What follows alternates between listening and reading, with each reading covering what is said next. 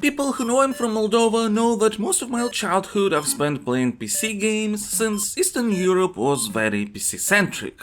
However, when I was very little, we did have an Atari 2600 that my dad had brought from Austria, I think, with some games. And I vaguely remember Breakout being among them. I don't think it's the first game I have ever played, though I've tried playing games for the first time at so young an age I'm physically incapable of remembering it. But at the very least, Breakout is probably the earliest video game released that I have ever played.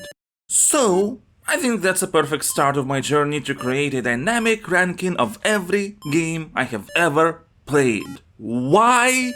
Well, you're asking the wrong question. The right question is, why not? Though there's not much to say about Breakout, I guess. It's fine. It's still really satisfying to get the ball behind the blocks and see it jump around while racking up points, and it's definitely inspiring to see titles so old focus on game feel, finding that nugget in electronic gaming experience. That's great. But also the ball physics sometimes act really weird, and honestly, it's not the most comfortable game to control, so the choice of games nowadays being as big as it is, the appeal disappears fairly quickly.